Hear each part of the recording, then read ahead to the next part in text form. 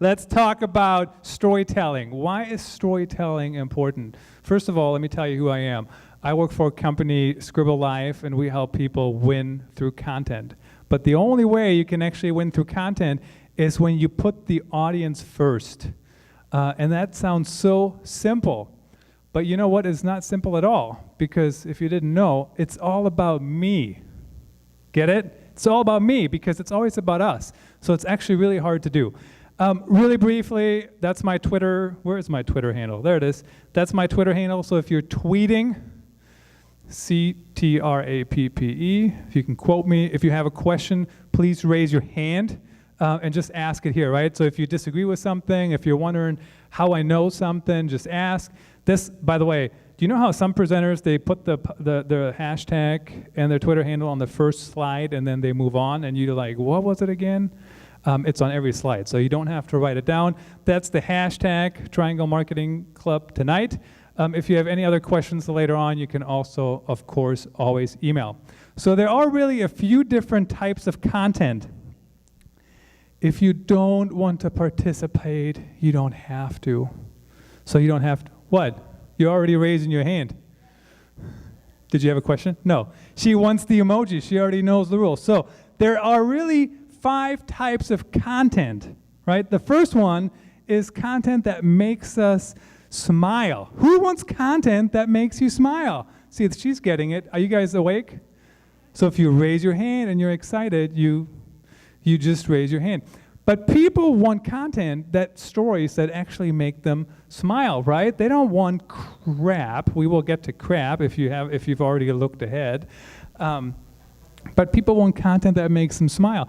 And here's the other thing with content that makes us smile. They're good stories, right? They're sharing things that we care about, that actually solves a problem. It's not just marketing gobbledygook. Do you know what I'm talking about with marketing gobbledygook? It sounds like this.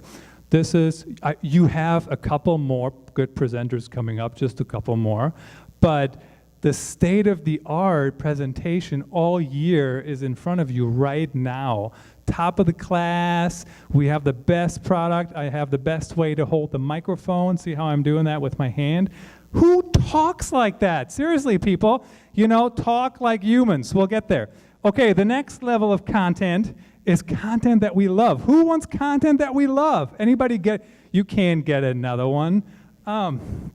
So, content we love, and content that we love actually brings out emotions to us, right? So we read it and we want to consume more of it. We feel a connection.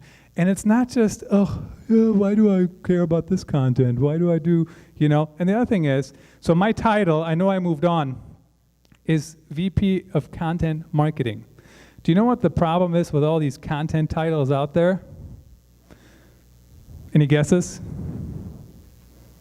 Not all. It is boring. Well, I wasn't going to say that. But you know what? I didn't even come up with this. My kids don't come up to me and say, Daddy, could you please read me some content? I mean, they don't do that. They used to say to me, Daddy, could you please come and read a story to me, right? A story. And you know what they do now? They say, could you please turn your iPhone down because I'm watching a story on my iPad, right? But again, it comes back to stories. How about the next one? Who knows what this content is? This is not crying. Laughing out loud. Oh, can somebody in the front row raise their hand? No, you're getting it, but the next one. I mean, that is a long throw. Not you. You didn't raise your hand. So, what brand cannot be funny at times? Give me an example. What? So we can be here for hours. We can be here for hours debating this. Think about a brand that can't be funny at times. Don't shout them. Well, you go ahead. Let's do it. Why can't airlines be funny? Well, you can't be funny then, but I fly so much, and there's so much funny stuff happening on airplanes. Seriously, I was going to Germany in the summer, and so here's, anybody travel ever? So here's a lesson that I learned the hard way. I was in the Cedar Rapids airport, really small airport, so everybody kind of flies really close to each other. And so there was a flight to Chicago on American, and it was delayed. And I was not going to make my London connection, right? So United, one gate over, was trying to board Chicago flight, and they were on time. So you know what this smart guy did? Hey, can you get me on the United flight? It's going to get me there on time. Well, you know what happens when you get on a United flight and then you try to make an American connection in Chicago? They're nowhere near each other in that airport, right? So I had like 15 minutes to get from United Terminal 1 way over there, and to American way over there. 15 minutes. I actually run, but you know how it's much harder to run when you have to pull one of those bags? So I'm running, I'm trying to catch my breath. The pilot says to me, you need oxygen, ha, ha, ha. I finally get there. They open the door for me. I'm in the middle seat, right? I had been upgraded. I had a middle seat. I sit down, and the two people next to me seriously sighed. They were like, wasn't the door closed? And I'm like, yes, it was. They opened it. They go, they do that? I'm like, they just did, sorry. And of course, I was so sweaty because I just ran, right, for 2 miles or something. So lots of funny stories. Who else? Didn't somebody else raise their hand? How can a funeral home not be funny at times? At times. Not always, right? So everything can be. So what we did, I did the same thing the other day in Toronto. And what they did is, so they actually went back and they Googled some of the things that people were shouting out. So I bet you there's funny stories out there from funeral homes. And maybe that is what they use as an example even. How weird. Everybody picks on funeral homes. But so you have to be selective, right? You can't do it all the time, but you should be funny at times when you can. How about this one? Who knows what this one is? What is it? Goofy. Yes, here you go. Now you have the goofy one. So sometimes be goofy, right? Make it fun. Tell something that's interesting. Tell something that actually pulls people in. Okay, how about the swirly chocolate ice cream kind of content? Anybody, why is it swirly chocolate ice cream content? But so why did you want that one so bad? But it's supposed to show that crap content is not something to do. People always want it, but I'm just wondering. It's what? Oh, I suppose. There is always an upside to everything. People will remember it, absolutely. But if you create crap content all the time and your brand is not toilet paper, it will not work long term. Something to think about. So, crap is actually an acronym. Anybody know what it is? You learn something new every second of this state-of-the-art presentation, right? CRAP stands for content really annoying to people. So what that means, I just made that up, not today, but another day when somebody says, what does that stand for? I'm like, I don't know, I think it's just poop. Oh, this is live on Facebook, so I have to watch for the censors. But anyway, so crap content, we don't want to create it. And if you create too much of it, it actually won't help you connect with people. So something to think about. So what we're going to do today, we will talk through the cycle of content creation and storytelling creation. So here's what I used to do. I used to go up in front of groups and I say, are you crazy? I mean, all of you? It's storytelling. It is not that difficult. You don't need a process. You don't need a checklist. You don't need everything. And you know what people would say to me? They're like, you are crazy. Of course we need a checklist. We are the checklist people. So there is a process. We'll walk through it. But really, who do you think are the best storytellers out there? Not by name. Kids. Kids tell such good stories. I get so tired of my children telling stories. They tell stories about everything. Do you know what I'm talking about? It's like, yes. So somebody that they asked me, is anybody born being a good storyteller? Yes, they are. And then what happens? Why do you all lose being storytellers? Who knows the answer? There is a right answer. What? Censorship. Even though we have little censorship in the United States, for the record.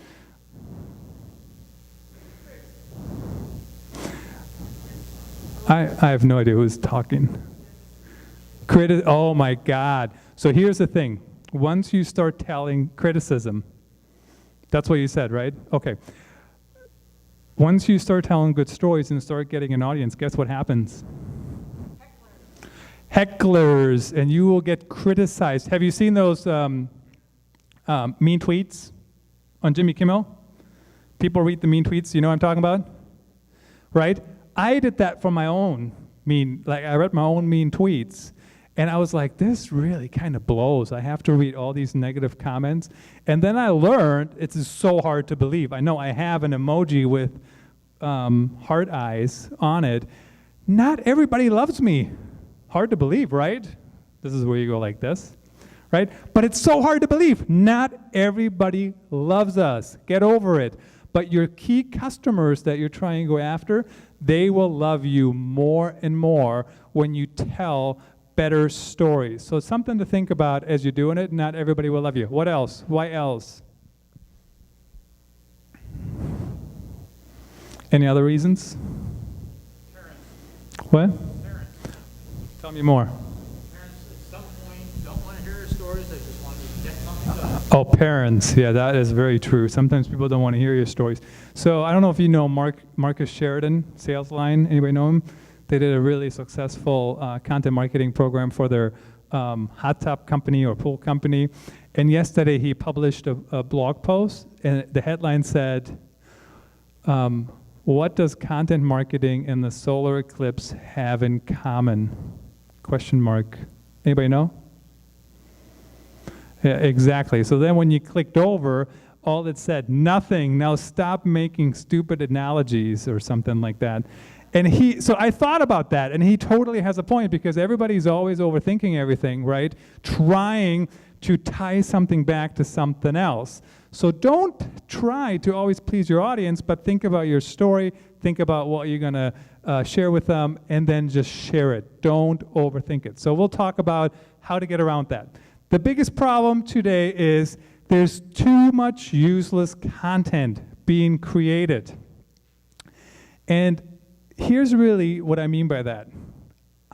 All the experts that tell you to create less content, anybody believe them? Hands up if you believe them. It's okay, you can have an opinion.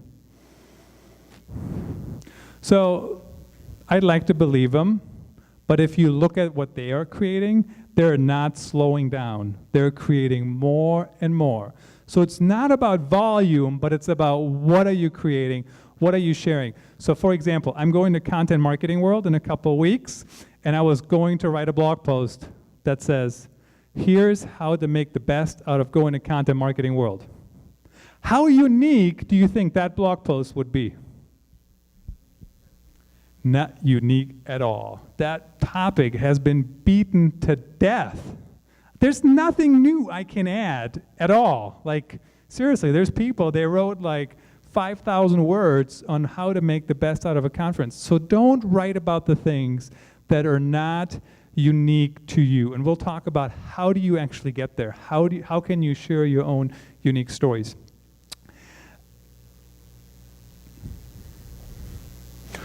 So the first thing we have to think about is we have to make a plan. So this is actually an editorial planning tool that I use. But if you don't have a strategy, if you don't have a plan, and it's not documented, guess what? It doesn't exist. So I used to play football for the University of Iowa. I was about 80 pounds heavier. Go Hawkeyes? Wow. Ooh, who said that? Oh, give him the poop emoji. So first of all, that's not even where I was going to go with that story. The cyclone thing threw me off. Okay, so I was like 80 pounds heavier, right? And I was like, I gotta lose weight. How do you lose weight? Eat less. Well, that sounds easy, except food tastes really good, right? So guess what? How hard do you think it was for me to lose weight until I actually wrote down a goal and until I made a plan? It was nearly impossible because I would be like, oh, okay, I'm eating less right now, and I'm eating less right now, and I'm eating less right now. And then I would tell my wife, here's what I'm eating today. And she would say, that's like twice what you're supposed to eat. And I'm like, no, I don't think so. So you have to write it down. You have to make a plan, right? So I've lost a lot of weight, but not until I started making a plan. And you have to do the same with your content marketing and your storytelling. And here's the other thing that happens. What are executives after? Money. What? Sales. ROI. What is the ROI of this thing, right? Is it working? Is it working? Is it working? Should we do more? Should we do less? And so you have to show result. But here's how you show result in storytelling. Number one, you make a plan. Really, really simple. So this here is one box. And it says, what are you trying to do? Like 100 words at the most. Here's what I'm trying to achieve. And then you come up with all your different goals and you type them in here, or you can do it in a Word document, I don't care, Excel file, whatever, right, Evernote. And then really short, you outline what you're trying to do. And then you show it to the executives. And then you get them to sign off, right? And I go like this, sign off, because you don't have them to get it to sign, but you have to kind of get their buy-in that we're going to try this. And you're going to have to make sure that they understand that you need unique content. Storytelling projects fail when you do this. You don't do that at all, and you say, let's just tell some stories. And my favorite, anybody in healthcare? My favorite example is actually out of healthcare. There's like a month, every month, you know, like whatever, like name the disease, there's a month, and some months have multiple disease, and there's like a day, and like there was 1 week, it had like National Donut Day on one day, and then National Salad Day the next day. I mean, seriously, right? Who comes up with this stuff? And I'm always confused if it's national US or national where, like, you know? So can I not send a donut emoji to my friend in the UK? I don't know. But anyway, so what I'm going with this is, so February is Heart Month, right? Everybody familiar with that? And you know what everybody in healthcare does in Heart Month? What? You wear red, and that is still at least a personal thing, right? So that's still kind of unique. But everybody writes the same story, the 4 signs of a heart attack. And then they turn around after February and they say, how well did our 4 signs of heart attack article perform? Well, out of 5,252,000 articles around the US, we ranked 250 million, whatever. Do you see, you know what I mean? I mean, you cannot rank, it's a waste of time. And then people say, see, storytelling doesn't work. It doesn't work because you're creating swirly chocolate ice cream content. That's why it's not working. So you have to create unique content. But the first thing is you have to write down, what are you trying to achieve? More sales is not the top goal in content marketing. Yes, it will be a goal eventually. It will happen. But you want to figure out, what are you trying to achieve? Who are you?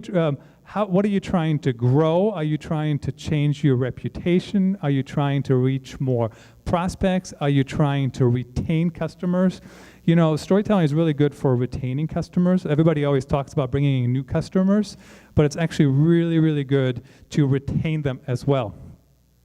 So then the next step, so that's the planning. So see, it's only one slide. I put it together 2 minutes before I got here because of the, right?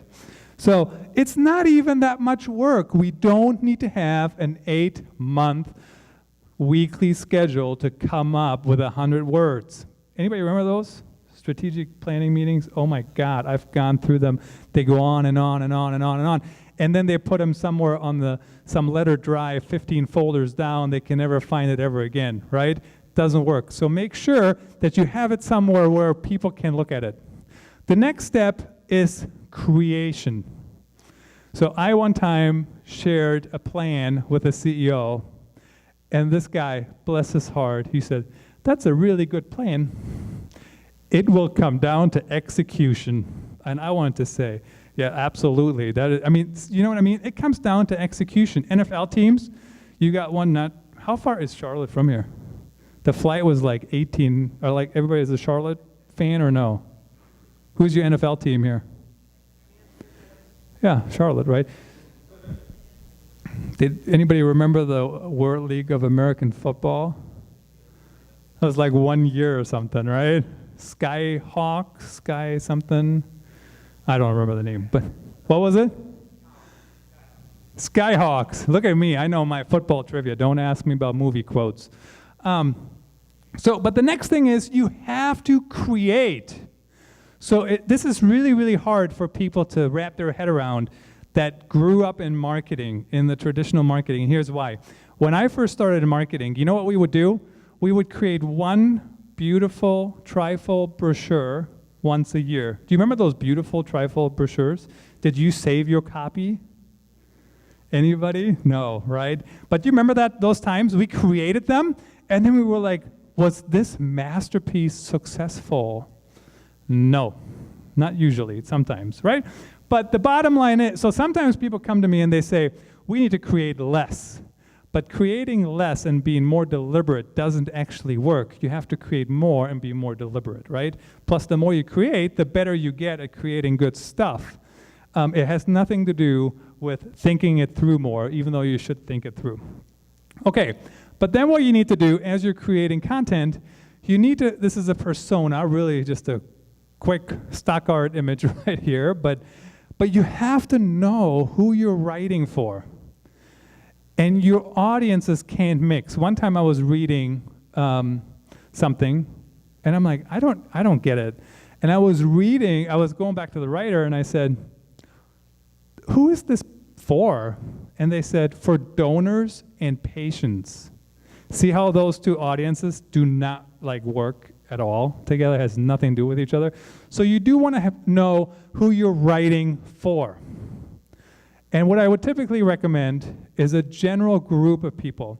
Sometimes the pushback I get is, we are only after CMOs. Do you know why if you're marketing, you sell marketing services, you know why people always want to go after the CMOs? What do the CMOs have?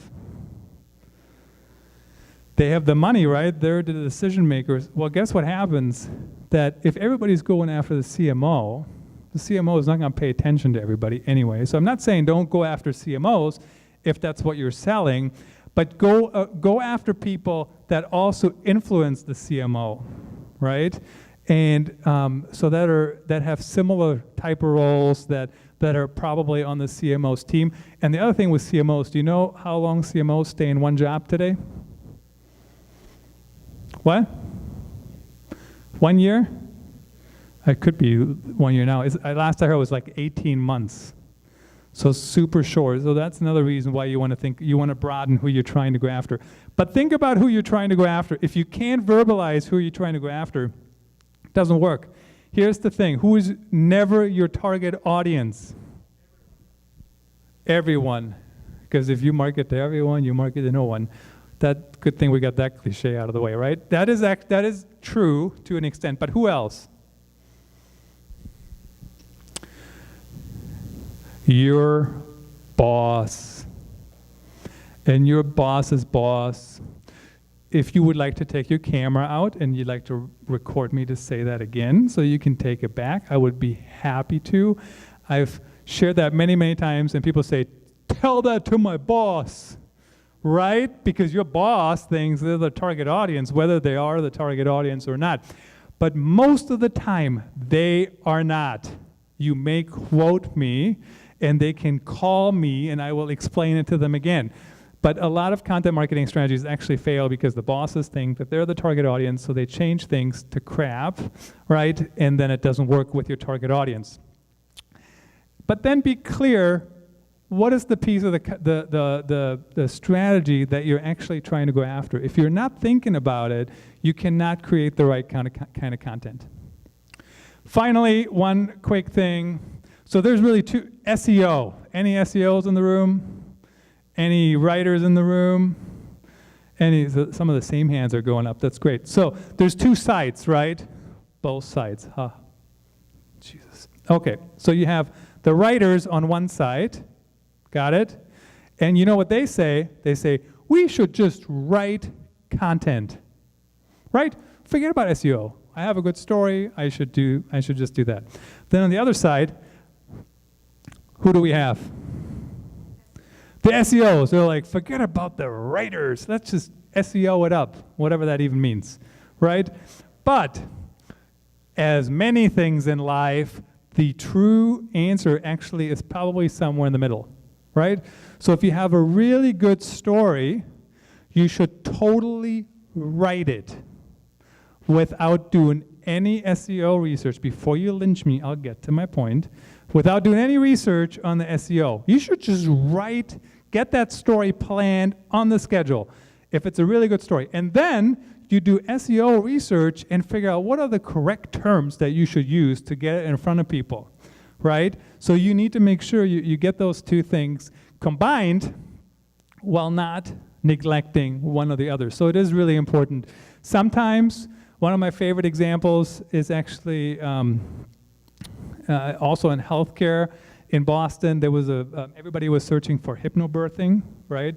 And so like you get hypnotized when you give birth. So everybody's searching for it. We recommended to the doctor to write an article, and the doctor said, I don't even recommend it.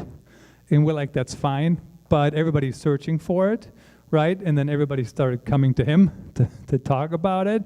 So sometimes when people are searching for things, make sure you answer their questions. So it is important to kind of do both sides, but they're not exclusive. The skills that you need as a storyteller, can you even read that back there? Good. You can't read it up here, but you can read it back there. Good. So storytelling skills. So what that means is you might have to be able to write, or you might have to be able to go on a podcast or go on video or whatever it might be. But we need to stop getting so hung up on the specifics. So for example, so many people tell me they're not a writer. Writing is so hard. And you know what? Writing is actually really hard, but editing is a lot easier. So if you have a choice, edit other people, right? Just don't be a prick about it. But do you know what I'm talking about? When people send you something back and they're like, who wrote this piece of crap? And you know, I'm like, well, you haven't written anything in years. You're an editor.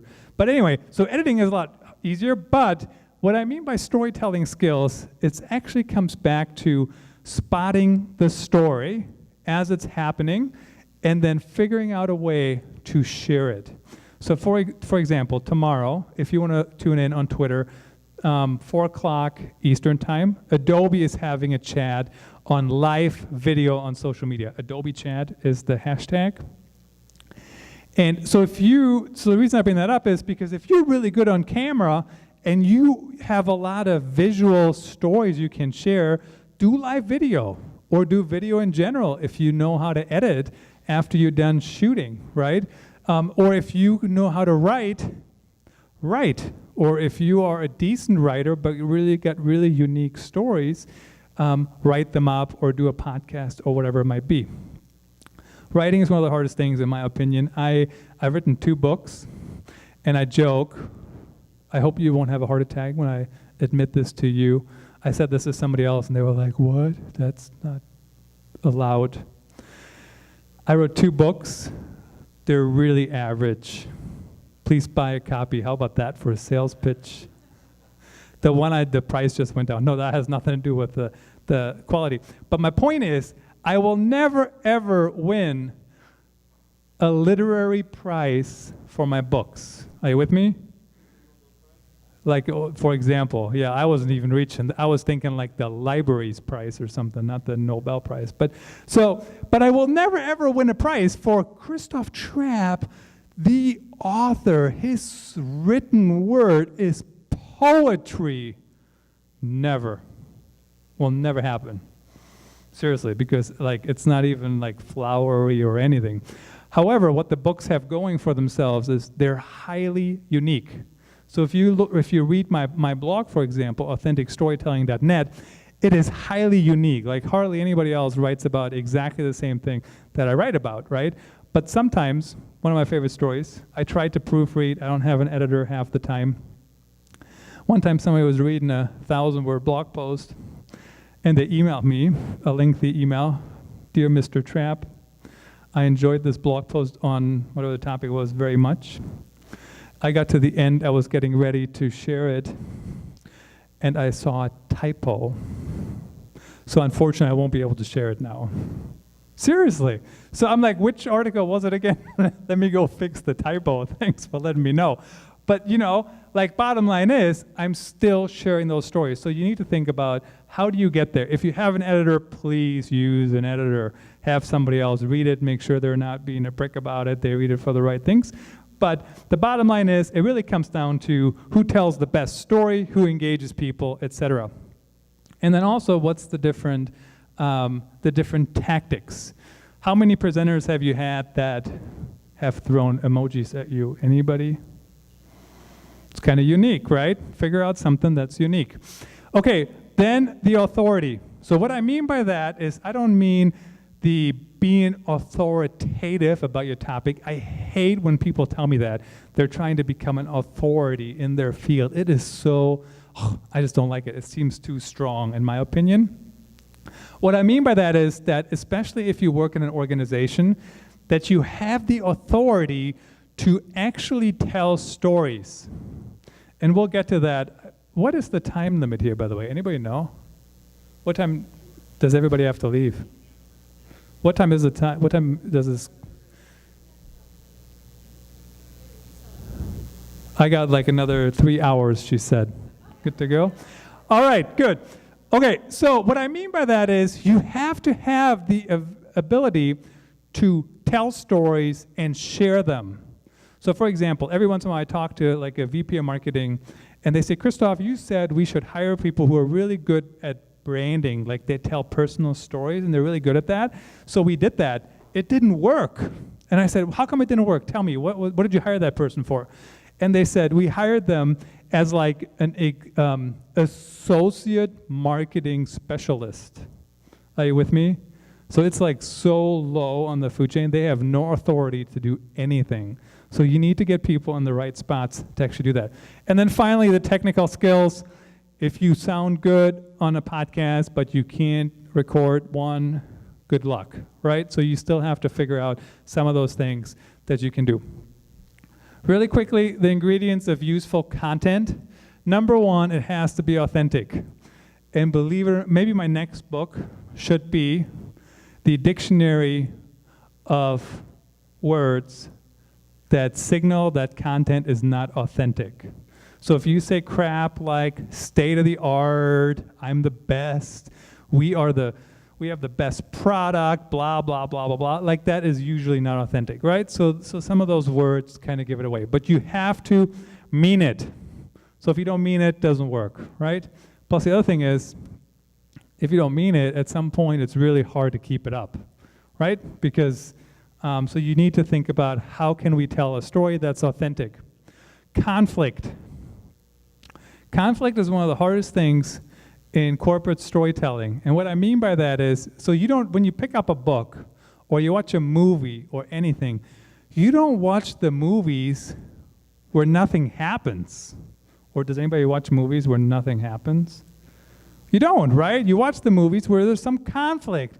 You know, somebody loves somebody else, they break up, whatever it might be, but there has to be some kind of conflict. And what's hard about this is in corporate storytelling, because we are all perfect, right? All of us in corporate storytelling. So that is why we can't have conflict. But the trick actually is that you still have to figure out what that conflict is and then have some kind of resolution, just like a good movie or a good book or whatever. So the conflict gets resolved. So for example, I was flying Delta Airlines, back to the air, whoever said that earlier, the air travel, and somebody had spilled tea on my seat. It was quite gross. And they cleaned it up, right? But it took them a while, and they were like, well, who, they even said something about it. I don't know if they were talking to me, but it sounded like it. And then I tweeted Delta Airlines, and I said, well, they would look at the picture, or maybe I posted the picture and they responded. And I said, it's all taken care of, but it would be nice if there was something else. And so they sent me like 500 miles or something, right? So only 39,000 more miles to go to use them for something. But anyway, so it was kind of nice. But there was conflict, there was resolution. It's a really good story. How do we clean it up? Very simple example, but think about how are you helping customers? So if you overcome a problem and the customer might be sharing the problem already anyways, right? How do you turn it around and actually tell your own story about resolving it? So authenticity, conflict, resolution, find a way to publish, right? What's the best way to share that story? What a lot of corporate marketers still do, you know what they do? If we don't share it, nobody else will. Right? Have you heard that? They don't share it, and then like they're surprised that at some point somebody else will share it. So you might as well get ahead of it, make it work for you. And then finally, it has to be relevant to your audience. Sounds so simple, right? And sometimes you don't know. I've done this for, over 20 years or so now, and there's still times when a team will produce an article or whatever it might be, a piece of content, a story, and I'm like, who cares? Who cares about this story, right? I'm the boss who is not the target audience, and it takes off, and I was wrong. And sometimes I wonder, this is a really good story, it should take off, and then it doesn't take off, right? So you need to just kind of keep batting. So here's how you tell stories that, how you work that in your workflow. Story happens, you document the story, and then you share it. Here's why this is so hard. Did somebody move my emojis? See the one emoji back there? You guys have to turn around to see it. See it right there? There's an emoji way back there. That's the Chief Marketing Officer. And this over here, do you guys see these two emojis? Did somebody already steal my emoji? There used to be two emojis right there. They're the frontline staff. Right? Are you with me? So like these are the customer service reps. These are the somebody did steal that emoji. You can have it. So, but the bottom line is the CMO or whoever might be in charge of the strategy is not talking to the frontline team. That is where the stories happen, right? You have to get them involved. And the way you get them involved is you get the department heads involved, you figure out what their pain points are, and then you move forward from there. It's the only way to tell good stories moving forward. I'll give you a real quick example. Are you familiar with United Ways? Right? Some people love them, some people not so much. I get all the different arguments, both sides for sure. But so I was helping a United Way, and they had two girls, maybe 12, 13, come in and said, we raised $60 with a lemonade stand. Here you go. And what did the admin do? What could she have done? Write a receipt and say bye, right? That's not what you said. But she could have just taken the receipt, right? She hollered at marketing and said, listen to this. This is like a really good story, And marketing made a story out of it. Really good story, actually. Two girls raised $60. And then United Ways have kickoff campaigns. Are you familiar with those? So they had those girls up there at the front, and they even said, we're trying to raise $10 million or whatever it was, and these girls already got us started with their lemonade stand. What's your lemonade stand? See what I mean? See how good of a story that is? But it would have never happened without the frontline staff, so you have to get them involved. Then as the stories happen, you have to give your team a way to document them.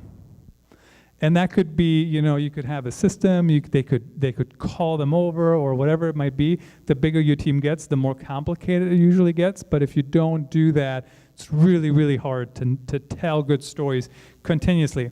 And then finally, you have to figure out a way to share them. And when you do that, your brand starts sounding like a human. So humans should have no problem sounding like humans, right? Some people say to me, but brains are not humans. They're not. But you have to involve the humans to actually tell better stories. Finally, the simpler your workflow, the better. Now, I know there's tools out there. We already talked about one a little bit. But you have to have a simple workflow. And this is really as simple as I can break it down for you. You have the idea, you see it, you align it with a strategy, you find a way, and we will share this PowerPoint later, right? Aren't we? And you have to align it with your strategy. What's the point? Now, here's what I've done on my blog and even when I work with clients. We always look for a way to publish. So, for example, if I have a story idea, like something happened to me, like the whole thing in the Chicago airport, right? I'm like, what is the angle? Like, what should I write about? Like, that's what I think about. I don't think about why should I not do it, but I think about why should I write about it? And then I slowly find a way to figure out a way that's hopefully relevant to my audience, to me, you know, anybody involved. So I'm looking for a way to publish. And you can do the same thing if you align it with your strategy. And then you produce it. Production should be pretty quickly. You want to get from this thing to this as quickly as you can. It's a true differentiator out there in the market. I know I've been picking on CMOs. My apologies. I have many mentors who are CMOs. And I'm not going to pick on marketers, but you know who does this really, really well? Journalists do this really well. This is why marketers can be good content marketers too, so can PR people and others. But a lot of times journalists do this really well because this is all they've done their whole career, right? They find a story, they tell the story, they share it. So something to think about as you're setting up your team. Are you familiar with approval hell? It looks like this, right? So like you write it, this person edits, and then this person edits it back to what you already had, and then this person adds something else, and then they all send you their track changes and wonder why you're crying at your desk, right? Approval hell doesn't do anything. In fact, everybody I work with, there's a rule. We don't edit for preference. If you need me to send a note to your boss, let me know. But if you have that rule, not editing for preference, you cut out a lot of crap. Do you know what I'm talking about? You guys are laughing back there. Are you laughing at me or with me or, right? So once you have that rule, no editing for preference. One time I had a editor, you know what? So I still don't know the difference. I admit it publicly on Facebook to 5 million viewers. I don't know how many. But I still never understand the difference between effect and effect. You know, like I affect whatever. So I don't use those words. I always say impact, right? That works mostly like 95% of the time. So an editor, like he would always change it like every time, and then he'd have a big argument over it because like that's not a really good word. I like effect better. And I'm like, well, fine. Why do we have to have a congressional hearing about it, right? What a waste of everybody's time. So cut out the editing for preference. Nobody cares. Nobody, doesn't make any difference. If it's wrong, change it. If it's a typo, change it. If they make the same mistake over and over, explain the difference to them. Do you know what I mean? There's rules. And who knows all the grammar rules? Anybody? Not me. Yeah? Okay. No hands go up. There was not going to be a quiz. Finally, it comes back to distribution. So once you have this good story, you have to share it. This is actually one of the hardest things for storytellers because you know what? If I'm writing a good book, you should read it and find it, even though I've never told you about it, right? So the next thing you really, really have to think about as you're telling your stories, how do you get it in front of people? How do I get my story in front of people? I mean, think about today, right? I'm here talking to you. I wrote books, I blog, I'm on Twitter, I probably tweeted during this whole session, automated. I send emails, et cetera, et cetera. So what I always recommend is you have one place where all your stories start, and then you share them on all the other channels, non-stop. And I know when I say non-stop, people argue with me. Why don't people get annoyed? People get only annoyed when you share what non-stop? Chocolate ice cream. That's right, swirly chocolate ice cream. Right? So if you share good stuff, nobody cares. There was a study out there that actually found that it said something about people said you should only send email newsletters once a month. But then another study found that if you send good content once a week, nobody cares. Keep sending away. So do this, put it on your website, put it on your blog, whatever it might be, and then repurpose non-stop. Get it in front of people. Sometimes it might be organic. If you work for a company that's going to do this, you have to put some money behind it.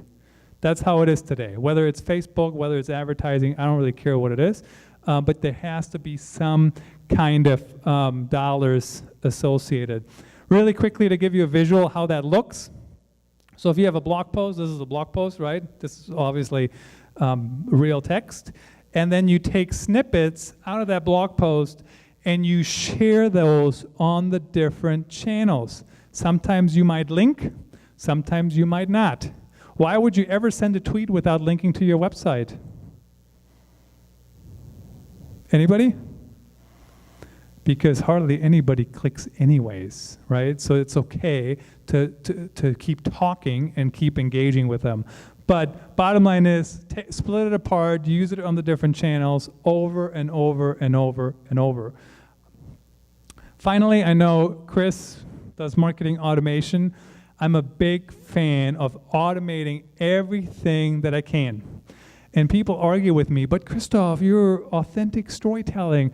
Doesn't that make you less authentic if you automate things? I'm not automating my authenticity. Do you know what I mean? I'm just automating the distribution. I'm automating some responses, not like the real life ones, but if like, on some channels. But then the other thing is you also have the right mix of oversight. So really important to still keep an eye on things. When there was the attacks in Paris, way back when, remember that? It was on a Friday. It was the 13th, Friday the 13th. And somebody had automatically posted a tweet or Facebook post, I don't remember what it was, and it said, oh, Friday the 13th, anything bad happened today? And right on top, they had the news, right? So whoever saw that in their feed. So just because you automate it can't be hands-off. You still have to delete things as things are happening and pay attention and also respond. So that's one thing, for example, that I do. I have all kinds of things automated for myself on social media. But when somebody talks to me, not right this second because I'm speaking with you, but when somebody talks to me, I respond to them, right? And that's live. So you want to kind of figure that out. Finally, software efficiency. Many, many solutions are out there, but it is important to figure out what is the best tool that can actually help you be efficient. So for example, I actually do use this tool, but one thing I love to do, so I blog, I kind of started cutting back a little bit, but I used to blog every couple days. And I'm not writing blogs. You know how I would write them? I joked, I'm now a voice dictator. Do you know what I'm talking about? I have my phone, and I like voice dictate my blog posts, and it writes it out for me, and then I just have to edit. And once you get that down, you can actually write, like 900 words, maybe in an hour. Could you ever imagine? I mean, I don't know, maybe some of you can do this, but I could never imagine writing 900 words in an hour, but you dictated. So the reason I bring that up is because I figured out software efficiency, right? Like 10 years ago, I don't even think that existed. Maybe it did, but I didn't know about it. And today I do that, and it spells it out for me. So figure out what are the right tools and how to use them and how to make it more efficient. I can tell you this for sure. If it takes you any longer than 30 minutes to explain where your company stores content, it is not up to snuff today. Do you know what I'm talking about? Like those folders, they're on some letter drive, and you go like 15 folders down. You know what I'm talking about? Anybody have those? Not anymore? Good for you. But a lot of companies still have those, and nobody knows where anything is, right? Because everybody has their own system. So you want to figure that out and make sure to do that. Finally, measurement. The one thing that's really important to know what's working and what's not working. And here's the truth that a lot of people are still arguing today. There are very few home runs in storytelling. Very, very few. And what I mean by that is very few stories go viral. If you ever have one, feel lucky, unless, depending on what it is, right? I mean, I talked to the guys down at the Orlando hospital, I don't remember the name actually now, but they had the Pulse shooting, and they said a lot of their content really took off, but it wasn't really like what they were shooting for, right? Because it was taken off, but it was because they were doing a great job responding, but it was really in response, and that's not something you obviously want to hope for. So you want to look at the totality of things. Is it working overall? Is it driving people? What are the home runs we can build off? But it is important to look at it. And it is good to have a data analyst on your team, because you know what you can do with data?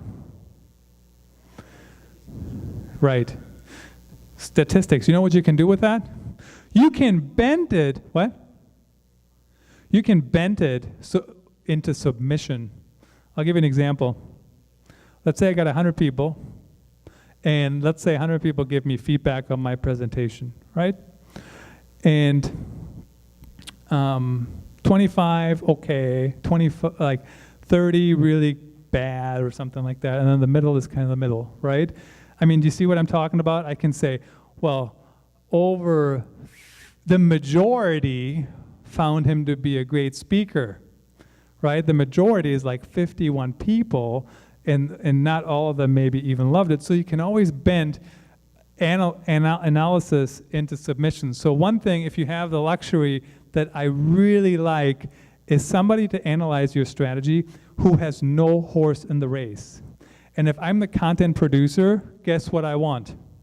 I want my content to look good, right? So if the CMO asks me how the content, my content is the best. Let me show you the numbers, and I bent them into a presentation for you, right?